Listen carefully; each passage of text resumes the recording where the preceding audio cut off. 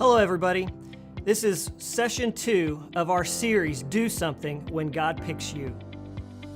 Before I came to PittNaz, Pastor Kyle and I had been having conversations for several months about the possibility of me coming to be the discipleship pastor. And so I'd been praying, and Sarah and I had been praying. We'd been praying together and separately for months before I ever actually made the decision to come. And I remember when I finally came out here and I met with the church board and I preached one Sunday and just kind of met with some people. They offered me the job, and then Kyle said, you know what, take a week, pray about it. I'm not going to contact you. If I haven't heard from you in a week, then I may touch base, but just pray about it before you make your decision. Well, the weirdest thing happened over the course of that next week. I almost couldn't pray about it. It was like every time I would pray, I just had this image of God saying, Adam, you've been praying about this for months. What more do I have to do to show you that this is a door that I'm opening for you and your family? You see, when asking God for wisdom and guidance, we often want God to just send an angel to see us in the middle of the night, or we want to hear an audible voice speaking to us, kind of like Ray in that old movie Field of Dreams. You remember, if you build it, he will come. Sometimes I think that's what we want from God when we're asking for wisdom and guidance. But sometimes I think God says to us, you know what? I've already shown you the answer. You just need to open your eyes and see it. Well, in Nehemiah's story, who we've been talking about, he had a burden to rebuild the walls of Jerusalem. And so he spent days fasting and praying about it. And when he felt like he had prayed through, he basically said, God, give me success by paving the way for me.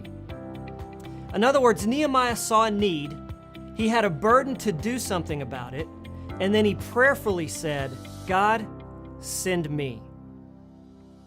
Sometimes obeying God really is as simple as that. You identify a need, you recognize that you have the ability to meet it, and then after confirming that burden in prayer, you just go and do it. Think about this example from the Bible.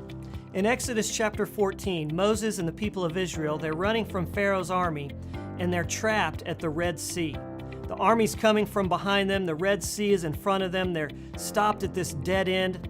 The people obviously are starting to panic. And in verse 13, Moses answers the people with this. He says, do not be afraid. Stand firm, and you will see the deliverance of the Lord that the Lord will bring you today.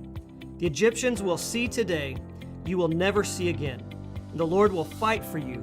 You need only to be still. Well, that sounds like pretty good advice, doesn't it? But in almost an unexpected answer, God says this to Moses. He says, why are you crying out to me? Tell the Israelites to move on. Raise your staff and stretch out your hand over the sea to divide the water so that the Israelites can go through the sea on dry ground. See, Moses was crying out to God to do something, and God basically says, I've already given you what you need. Take the staff that's in your hand, the staff that you've already seen me do miracles with, and use it. See, the point here isn't that we shouldn't carefully pray through things. We should. Remember, Nehemiah fasted and prayed for days before making his decision to go rebuild the walls of Jerusalem. The point is that often God has already given us what we need. And at some point, we have to get up off of our knees and go do something with the burden that He's placed on us. So, let me leave you with 3 things to pray when you feel like God has put a burden on your heart. Pray, God, is this your burden too? God, what can I do? And God, send me. God, is this burden from you? God, what can I do? And God, send me. Remember, always say yes to Him. He will never lead you astray.